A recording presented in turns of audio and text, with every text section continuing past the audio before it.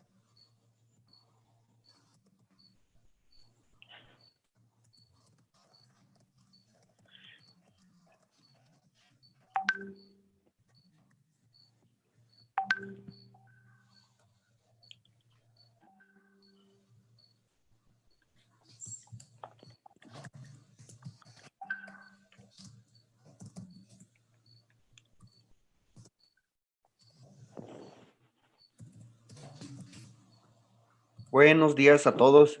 Muchas gracias por conectarse. Muchas gracias por estar presentes.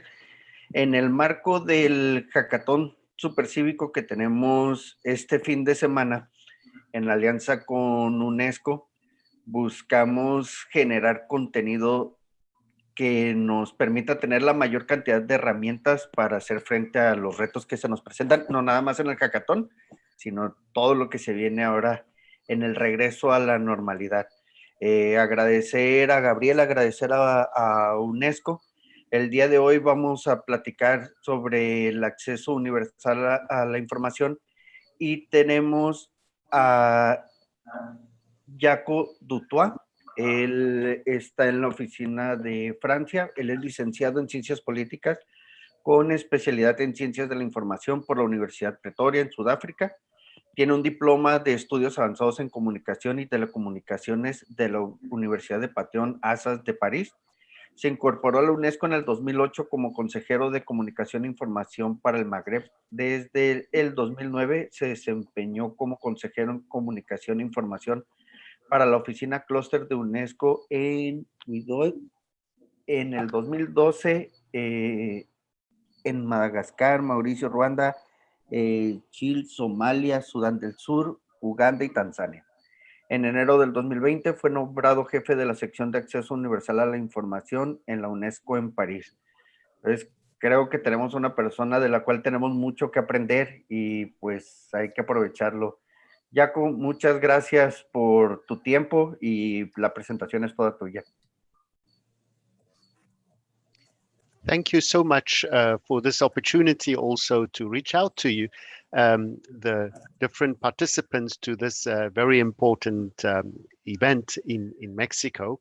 And it is a pleasure to talk to you about a concept that might be a little bit strange to all of you, but let's take a bit of time to unpack it together and to see how one could be creative and how one can actually use technology in order to promote universal access to information. I have a few slides that I wanted to present to you, and hopefully we'll also then be able to talk about some ideas that you might have in order to promote access to information. When UNESCO talks about access to information, of course, we want to link it very clearly with the Agenda 2030 or the SDGs that sets out the scope of the UN's intervention in sustainable development. And when we talk about the question of access to information, we would like to frame it, first of all, within the context of SDG 16.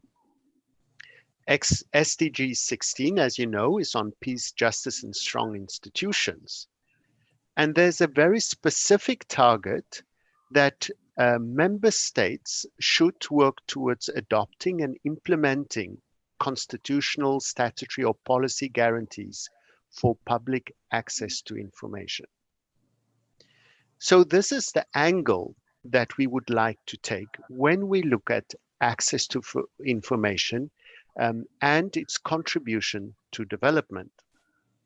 The second angle that we would like to highlight is the angle that look at reduced inequalities.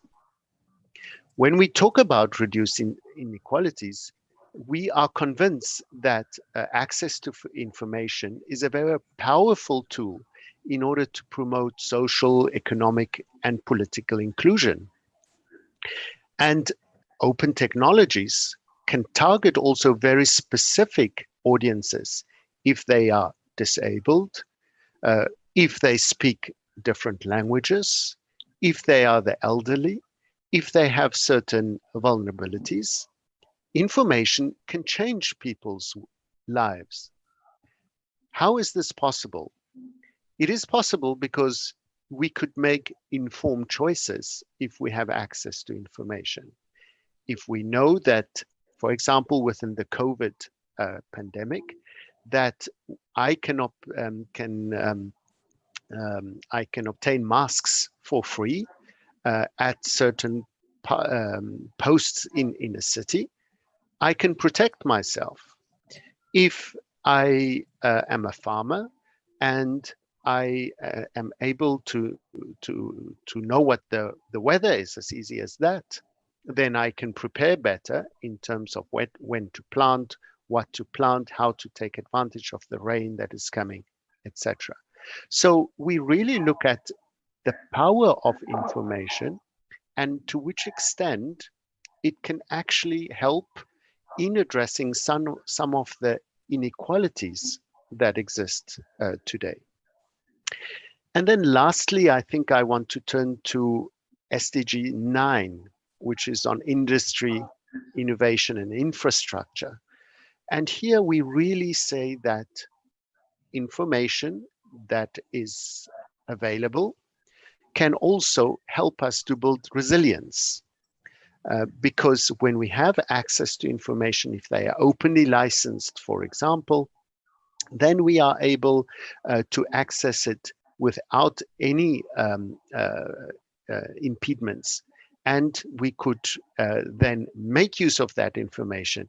I think specifically, again, just in the COVID context of sharing scientific knowledge that enables scientists to find possible remedies related to the pandemic, or even just to know how to react when we talk about the COVID-19, how to put in place different policies, different measures in order to protect people.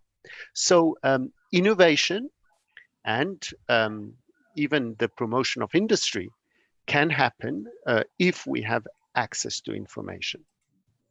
So I wanted to start by presenting these 3 SDGs because when you are going to look specifically at solutions, I think you have to start looking at some of the problems that you would like to address. And I hope that you would think in terms of how can I, through my application that I develop, reinforce this right to information. Can I think of crawling the web with a specific application?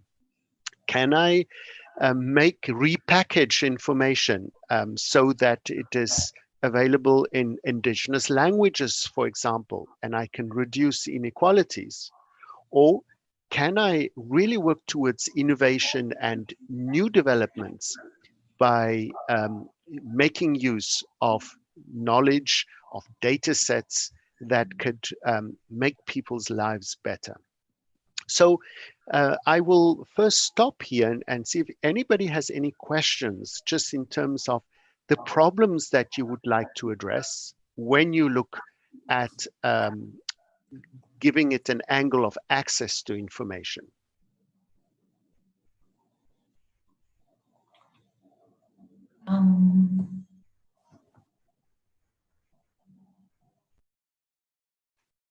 It looks like we don't have any questions at this moment.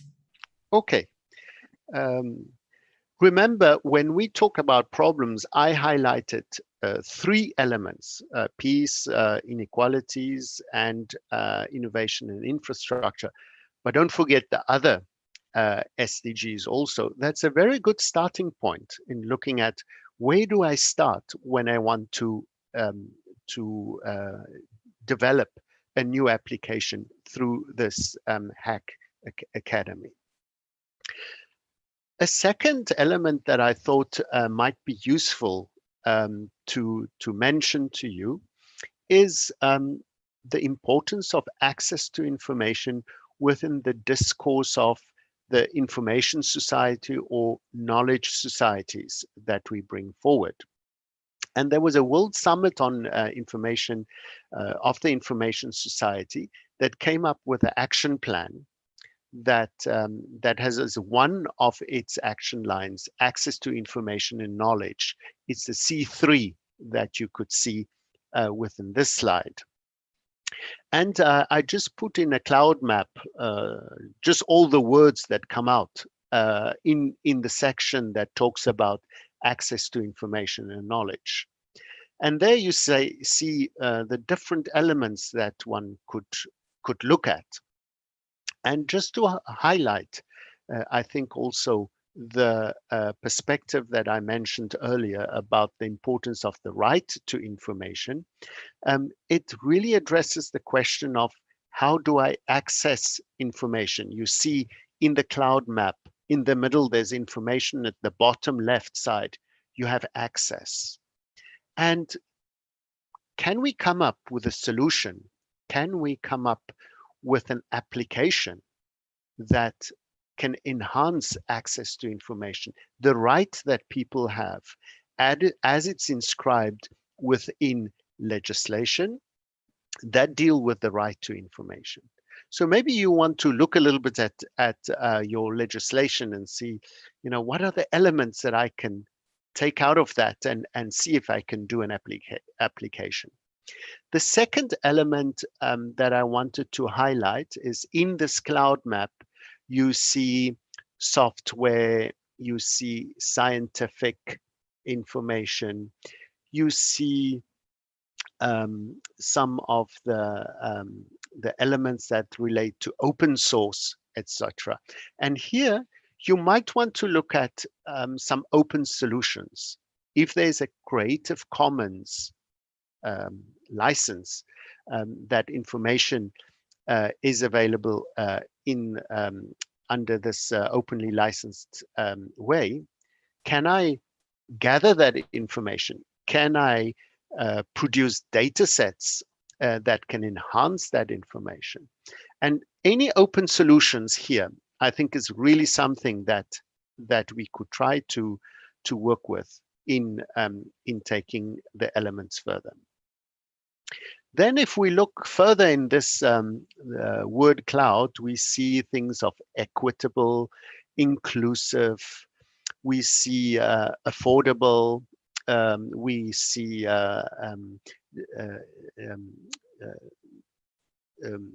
preservation, we look at requirements, etc. And here I think we really want to focus on how can we make more people use technology. We look at digital inclusion.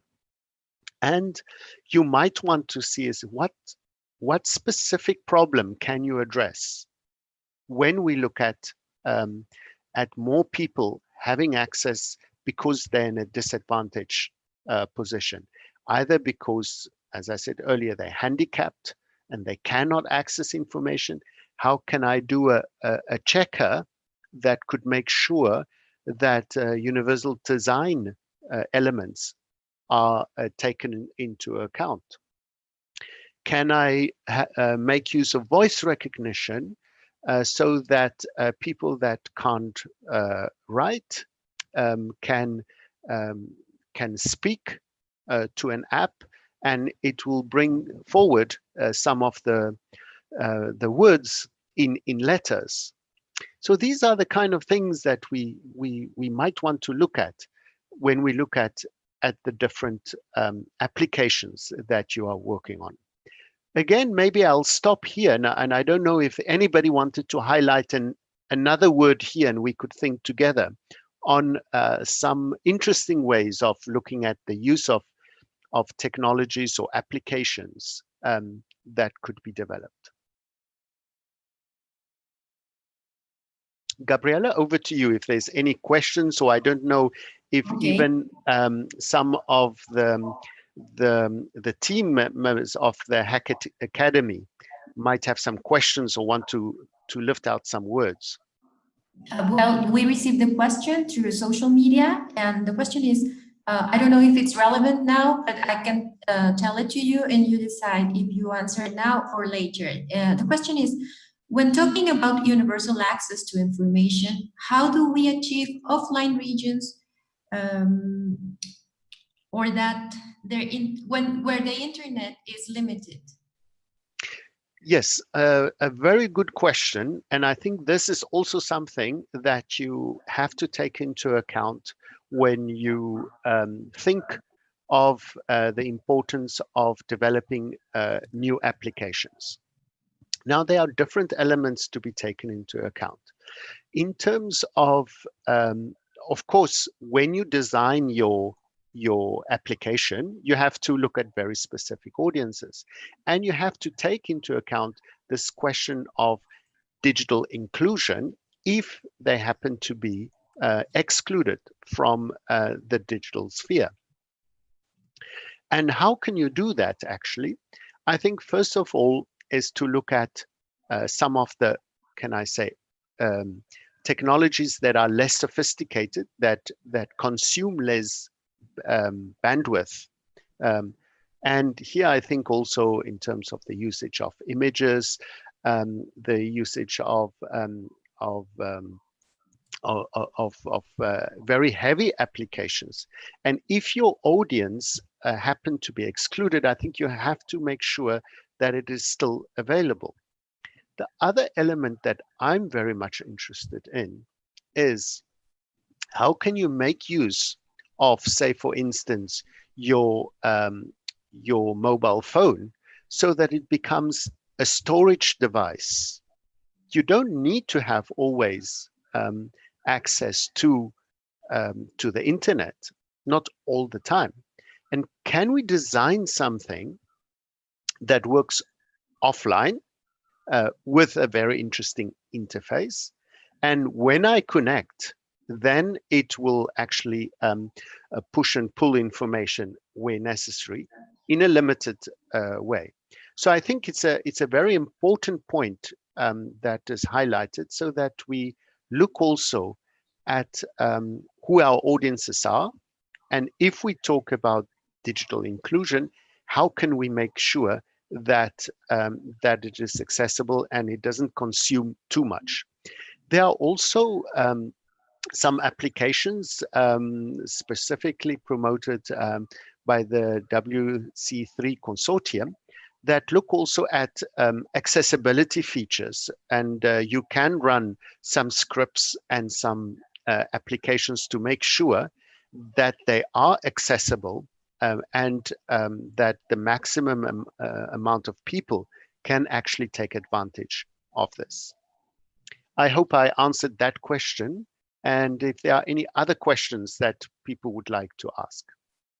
Yes, we have another question from Aguilar. He asked, or she asked, we don't know, how to adapt this technology to Internet of Things. Some examples we can see nowadays and that you can share with us. In terms of Internet of Things, I would think specifically of people living with disabilities, and to which extent remote access to some of our environment elements can actually reduce inequalities of those people that live with disabilities, so that, for example, some people that live with disabilities need people all the time with them in order to move around in the house. Now, can we think of some applications that, for example, could make use of Internet of Things, and from a distance, we can also control some of the interactions with the things around us? That would be an example. I would look for some of these, and I'll post it in the chat just a little bit later. Okay. Are there any other questions? Not for the moment. Okay. Let's move then. Now we've looked at some of the problem angles, and then we've looked at what we should do.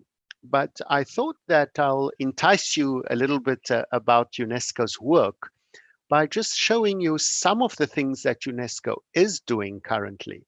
And maybe you want to look at how you could facilitate some of these elements, or how you can actually make use of some of our tools that we currently have.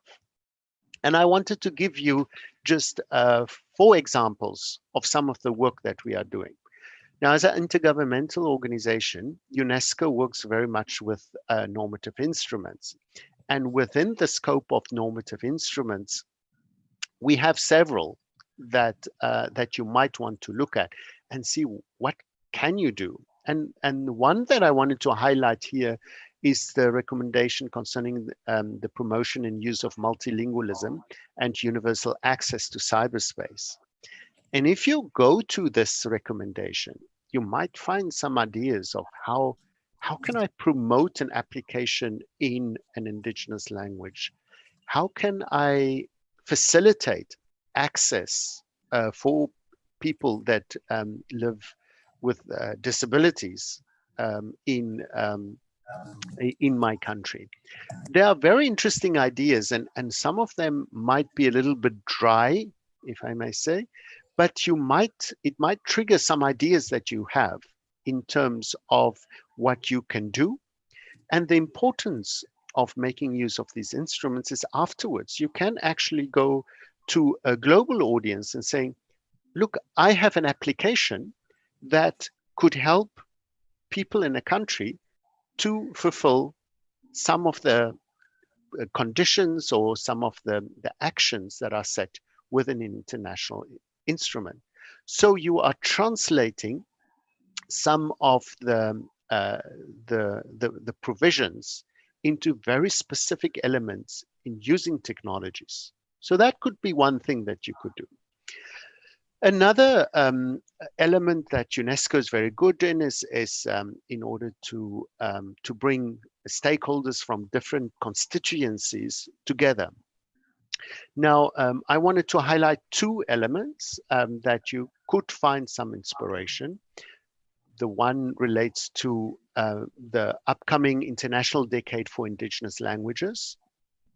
So for 10 years, we will see to which extent we can promote indigenous languages. And there's an action plan that is being developed, and important contributions have already been made to such an action plan. In Mexico, the Los Pinos Declaration, for example, provides already very interesting ideas on what is necessary in order to celebrate indigenous languages. And maybe just by looking at the Los Pinos Declaration, you might get some ideas. There's a specific subsection that talks also about the role of new technologies, and maybe you want to go and have a look at that. Another important event that's upcoming is the International Day for Universal Access to Information. This year, the theme of the celebration is access to information in times of crisis. It's celebrated on the 28th of September. I know that the UNESCO office in Mexico is also going to celebrate the day. But how can I contribute to the celebration? How can I think of bringing different stakeholders together, and we could crowdsource different openly licensed information on a topic like COVID etc. And then I can make it known through an international celebration, such as the International Day of Universal Access to Information. Or if I have a bright idea in terms of promoting indigenous languages, how can I get involved with different stakeholders, such as some of the NGOs, some of the academia, some of the governments that would like to celebrate this idea? So think a little bit of, if you have great ideas, how you can do that. UNESCO also provides some policy advice, and one of the tools that I really want you to look at is a tool that is called Learning for All, Guidelines for Inclusion of Learners with Disabilities in Open and Distance Learning. Now, during the COVID crisis, we all went online, but often we have forgotten about people living with disabilities. And while people are online and they can all go on a Zoom conference, how do we assure that people that can't hear can actually also participate in such an event? Or people that are blind that cannot watch videos that portray some important information. And this guidelines actually provides some very specific examples of how you could abide to universal design principles in order to cater also for people with disabilities. UNESCO has many other tools too, but have a look on UNESCO's website and you might get some ideas.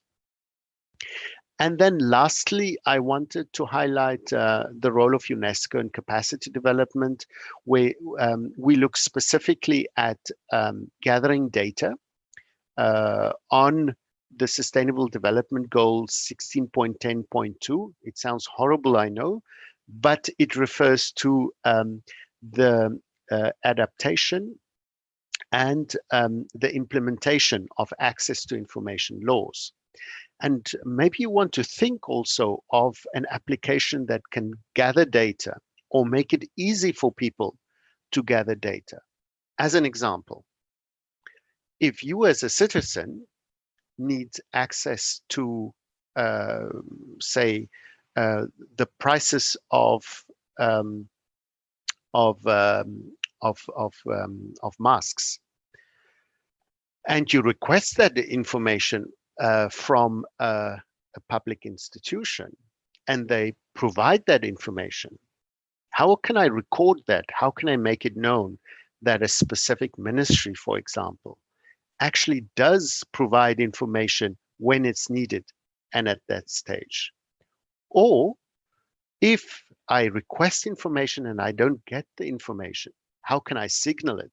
Can I signal it on a map? Can I signal it on institutional organigram of my local government? That's the kind of thing that we could do, where we could gather data that could make things better. And that could be quite innovative in looking at the usage of technology. So these are just 4 examples, and I hope that some of you are maybe already looking at UNESCO's website, or I'm just dreaming, I don't know, in order to get some ideas of what my application or my future application can do in order to ensure universal access to information by either implementing something from an innovative instrument, or by bringing different partners together, or by making it accessible by using one of our guides, or by gathering data. Are there any questions or ideas at this stage? I really would hear if any of you have ideas on what you could possibly do in order to think about access to information. Thank you, Gabriela. We have 3 questions. Yes. One of those is how much benefit or how much danger is to have a hyper-connected world where everything is generating information. An example, having a pacemaker that is always connected to the internet, giving information to doctors, but that might be giving more information also to other people. And I don't know if you want to answer this, and then I can give you the rest. Yes, a very important question, actually, because, and why don't you try to look at the question of privacy and how to protect people's private information. Of course, there's a danger, but technology also allows us today, in order to build in firewalls, if I may say, in order to protect that information that is transmitted in a confidential way to a service provider. So can I think of something? Can I think of something, an application, for example, that signal to, or where people can complain if their personal data has not been respected. And so those are some of the problematic areas that maybe you want to think of when you think of an application. And of course there are dangers, but technology permits us today in order to address that danger. And maybe one of you that are listening in today would like to think of a solution in terms of better protecting private data. Okay, so we have another question here. What is the biggest challenge when we talk about universal access to information? What is the biggest challenge? I think also by thinking of the first question that we had, I think the first element is inclusion. Is how do we make sure that everybody have access to the information that we repackage? So I think that is one of the major challenges, and that's why I insist so much on the importance of inclusion. And I do think that digital inclusion actually pose a lot of other challenges also in terms of connectivity, in terms of software, in terms of intellectual property regimes, in terms of interfaces. And I think this is, for me, at the heart of when we talk about universal access to information, and not just access to information, we have to address the question of inclusion. And the digital space actually bring a lot of those elements to the forefront. The second challenge for me is also that information is a right. It's and especially to public information. And I don't think that in practice everybody actually realize that it's such an important right. And this is exactly why we actually do have institutions that look after access to information to make sure that our rights are respected. And that is another idea maybe that maybe some of you would like to look at your information commissioners, and how can you assist them to assure this right to information.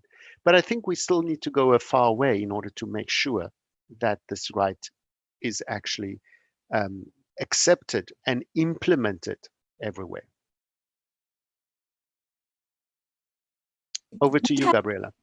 Yeah, thank you. We have a related question regarding this, and the question is from Ugor. He asks, is it enough the safeguard of the information, of people's information through the laws of each country? Are these laws enough to protect it? No, that is why this is quite a very, very important question, because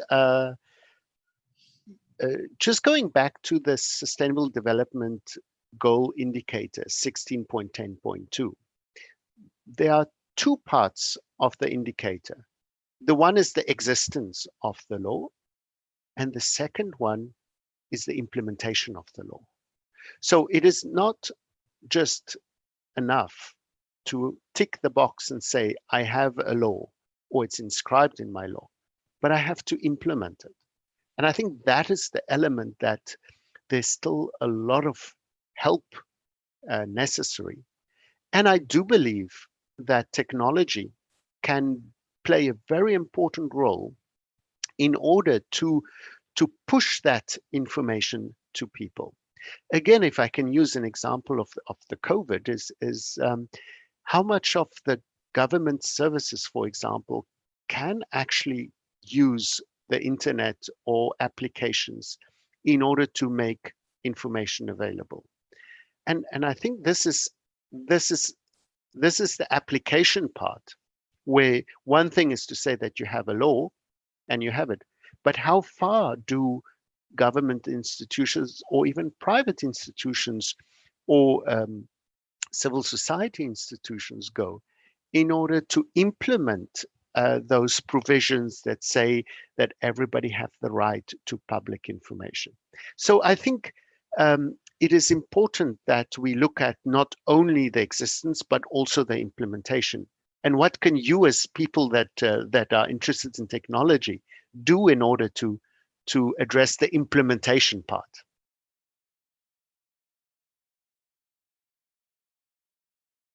Over to you, Gabriela. Okay, thank you very much. We have a couple of questions for you. One of them is just a comment. Someone says that they want to develop a solution where children can take their classes in their languages or native language, even if they do not have internet, perhaps by radio waves or television signal. This is a question, a comment. And the other question is, in the work with Africa, have you worked with the issue of simultaneous translation or work in a language that is only spoken there? Okay, I'll start with the last question on simultaneous translation.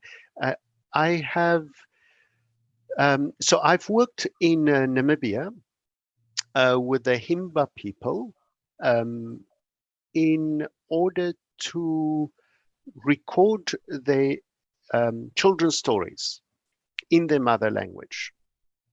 So, and we didn't have simultaneous translation of the stories. So we basically helped university students to reach out to older people in the communities in the northern part of Namibia. And then once they got consent from the elders to record, they would record it. And then what did we do? We actually made metadata that describes, not word for word, but that describes just the recordings, so that researchers and others know actually that it exists. So this is just an idea that come up in that you might want to look at. Maybe another element is so you have a sound file and people speak a language that you don't understand. Can you think of a matching of living people that can actually translate that sound file for somebody that needs that information? You know, that's it's a little bit of a social media app that you can think of, but focusing very much on languages. So that's maybe some ideas that just come up in terms of the question of making use of simultaneous translation, but not necessarily using high-end technology, but just a recorder. And another option would be to think of some sound maps. So basically, it can be like a wiki that you could think of, where people can upload something and then other people can transcribe the text into a bigger language. That could be another option that one could look at. So just some ideas that that come into my mind. Now, in making information available in local languages for children, I would definitely radio is still a big influencer in terms of making information available. But we can also think of of even libraries. Can we have sound files of, say, lessons that is stored in a library, and somebody can come with a phone that they have, and they basically download it from the device on their phone, and they go to their home and they can then listen to it and then learn from it. So you do not always need to use the internet. Of course, it would be great if people do have access to the internet, but you can think of radio, you can think of libraries or community centers where people can just come and take the sound file and take it home. Just some ideas that I have. I hope I answered the questions. Gabriela? Okay, yes, thank you very much. We have another one related. I think you already gave some innovative examples on how to use apply technology. But here's another question. In your experience, what is the most innovative thing you have seen to get people to have access to information? The most innovative usage of technology for me was for people that live with disabilities. And I've worked specifically in a project in Uganda where we looked at making information available for people living with disabilities. And the fact that people feel part of our society because we could hear them, we allow them to observe us and what we say, and we take them into account, is, I think, one of the most rewarding things that I've seen. And I would even go as far as often people don't even know about it. I think of a specific experience where we had voice recognition, we had JAWS, that is a screen reader, and other devices that were made available for people living with disabilities. And we explained how all these elements work. And at the end of the meeting, somebody came to the trainer and said, I have a smartphone and I know that it has accessibility features, but how do I switch it on? You know, and I think sometimes we look over some of the most obvious elements in making use just of your mobile phone, and you do not necessarily need other devices in order to access information. But once people know that there are actually accessibility features, then they can start using screen readers and other elements that are, for example, available on your mobile phone. Over to you, Gabriela. Okay, and someone, you already gave some examples too, but someone wants to know also do you have any open source projects in which we can collaborate or other topics where we can participate? Yes, in terms of open source project, so UNESCO has a Youth Mobile initiative that looks specifically at how young people can actually, on different thematic areas, actually create mobile apps that could be made accessible afterwards, and hopefully then also help young people in order to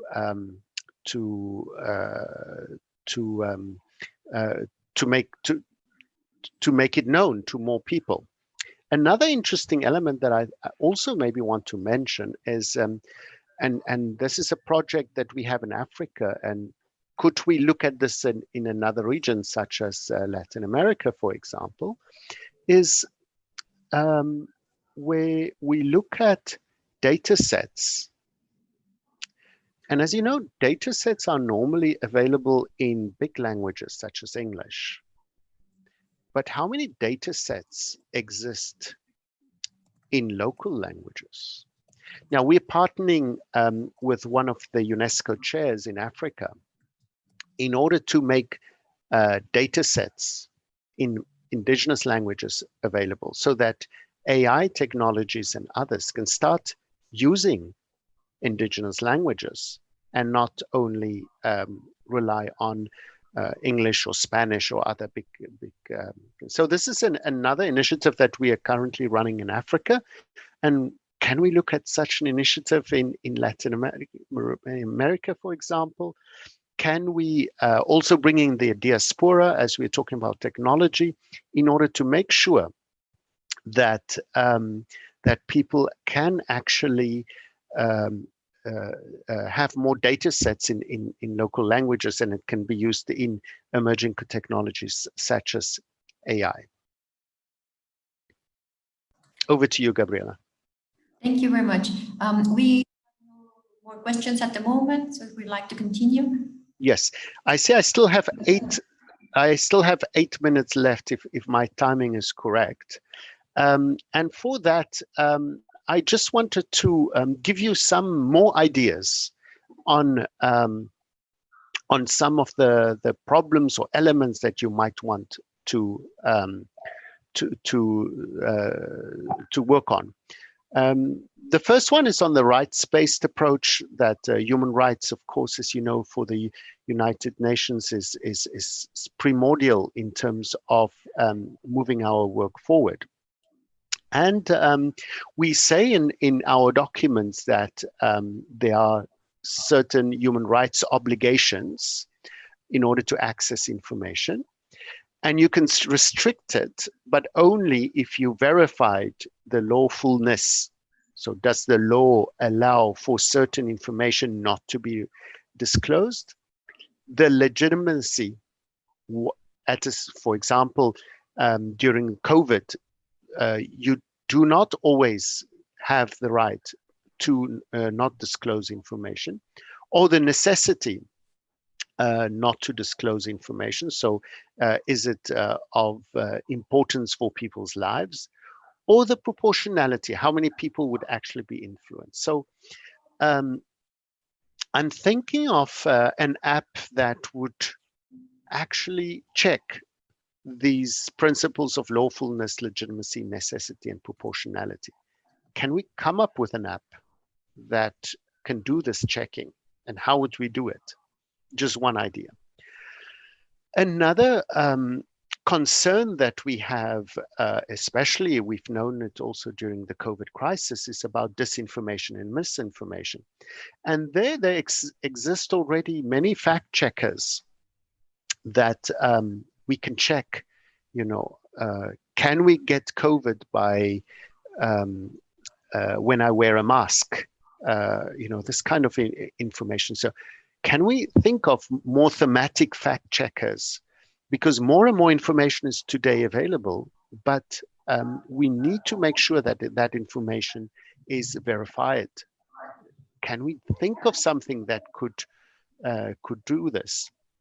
The question of personal data protection, somebody asked that question actually earlier, and this is something else that we could look at. This is how can I contribute to assuring the protection of personal data, and that there are certain standards that are adhered to, or proactive publishing of information in an electronic format.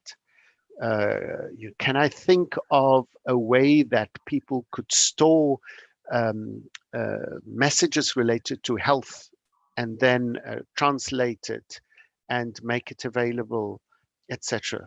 Some ideas that I have that really reinforce the rights-based approach in terms of information.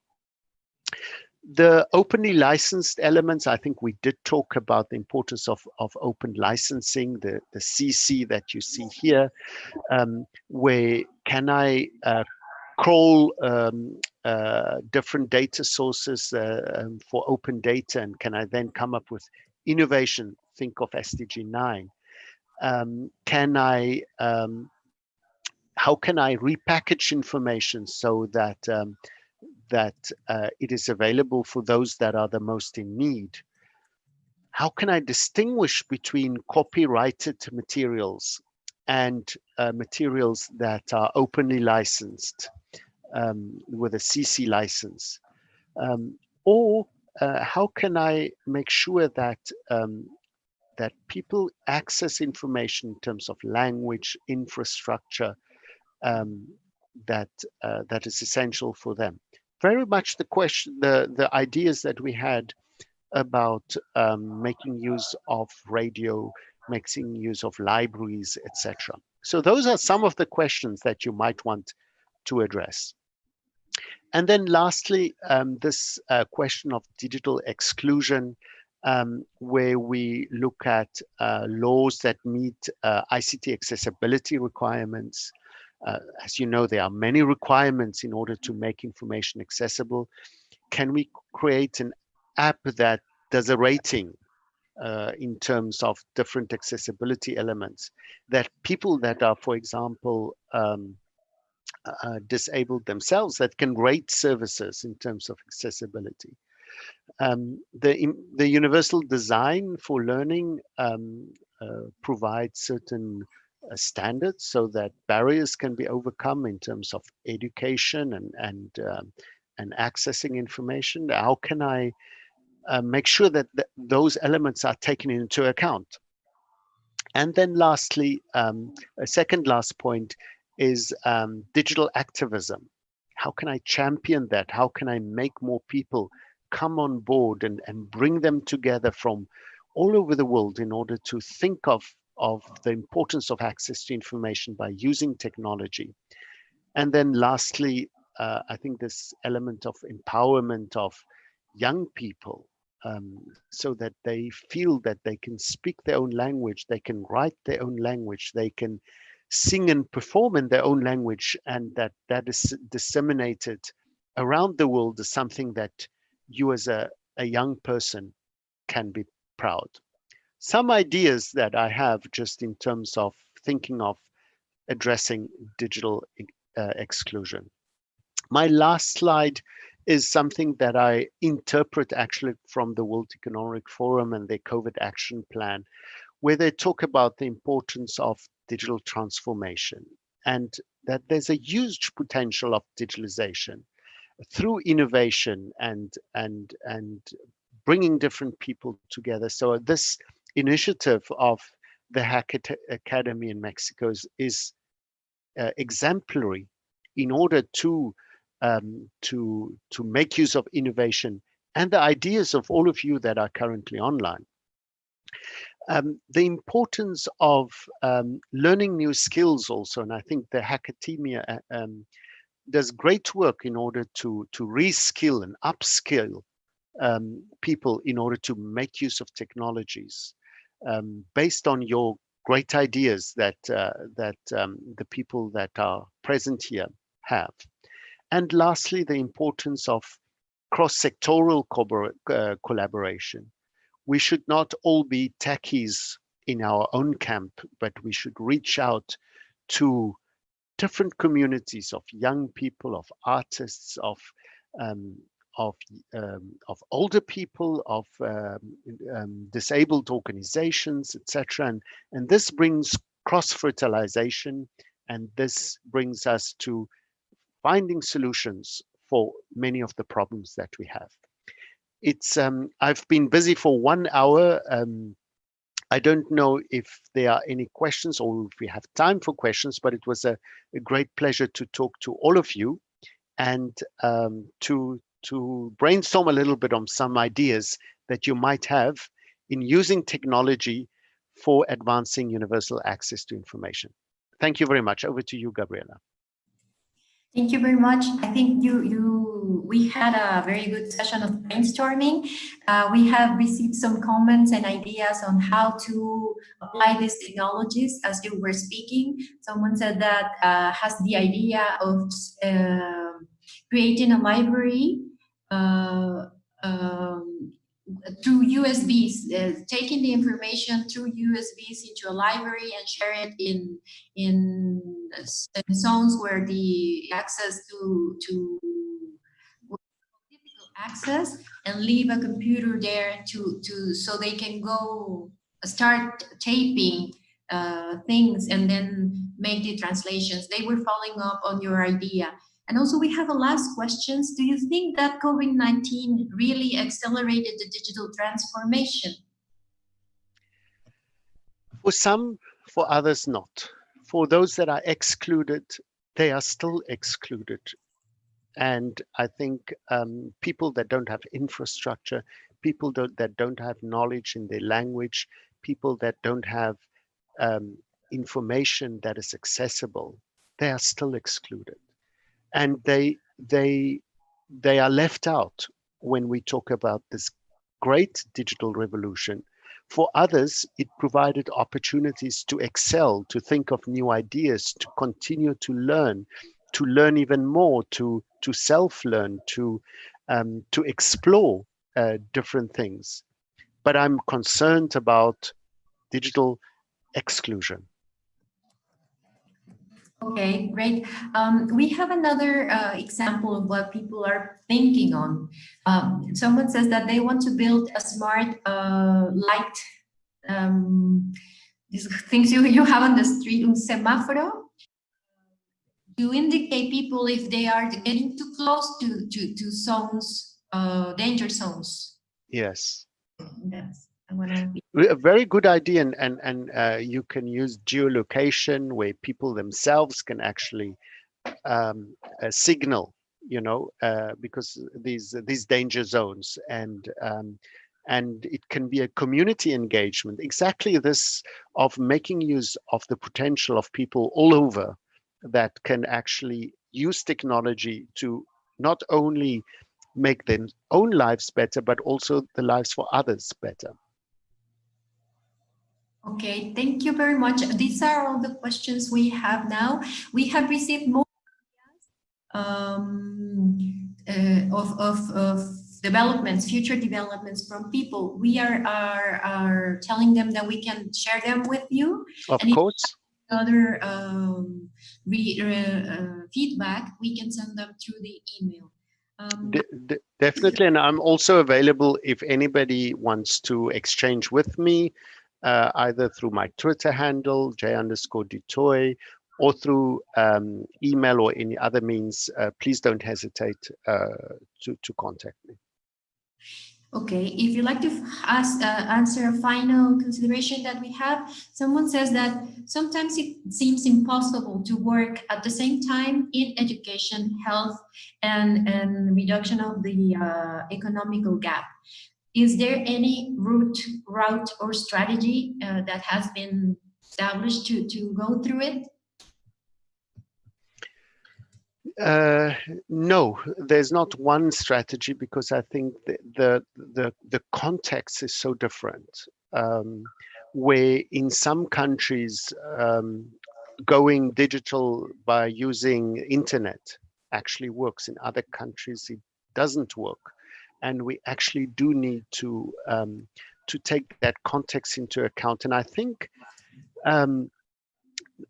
this only strategy I would say is to make informed decisions on what the context is in which we work. And based on the context, we tailor-make something that respond to the most pressing needs of people. And I think by having such an approach that is also holistic in its scope, by not only trying to address one problem, but looking at the bigger picture, I think is an approach that one could put forward, and that all of us can try to promote. Great. Thank you very much, Jaco. I don't know if Fernando would like to say some final remarks on the conference. Sí, pues más que nada agradecerle a Jaco, de verdad son muchos los comentarios que están llegando en temas de ideas, de soluciones. Yo creo que muchos se dieron cuenta de que había que tener otra perspectiva hacia los problemas. Ahorita que se comentaba mucho lo de idiomas y lenguas más allá del inglés o del español, hay muchos comentarios ahí de cómo trabajar en zonas de México donde no se habla el español tal cual, porque nunca ha llegado el inglés. Entonces ha sido mucha información, ha sido algo buenísimo. Sí, sí nos vamos a estar acercando a Jaco ahí por Twitter o por correo, porque creo que es un tema muy importante, ¿no? Todas las personas estaban ahí como que con un pequeño dolor de cabeza de ya ver las cosas desde una perspectiva diferente. Y aparte, el manejar todo desde el tema de la transformación digital, que se convirtió como en un tema tabú para todas las personas, porque creemos que por lo regular es algo que nada más se da en las empresas, y hay que entender que es algo que se está dando en nuestras vidas, ¿no? El tener el celular, el tener televisión digital y ese tipo de cosas nos va cambiando la perspectiva de cómo trabajamos. Sí nos vamos a acercar a Yaku porque ahí hay varios proyectos de integración de plataformas web a personas con ceguera o con algún problema para utilizar alguna plataforma web, y estamos viendo diferentes herramientas. Muchos preguntaron sobre cómo se podían acercar a proyectos open source que tuviera UNESCO. Igual, pues nos acercamos a ustedes para ver cómo podemos colaborar ahí en desarrollar herramientas que permitan llevar o cumplir con este derecho universal de acceso a la información, ¿no? Que estoy de acuerdo con eso, que es un derecho que tenemos todos y que debemos de trabajar para que sea más fácil para todas las personas. De verdad, muy agradecido, Gabriela, Jaco, muy agradecido con las personas que se conectaron de diferentes universidades, y ahí hay varios comentarios que nos los van a hacer pasar, y pues nada, muchas gracias por su tiempo. Thank you very much. Muchas gracias. Terminamos entonces la sesión en este momento.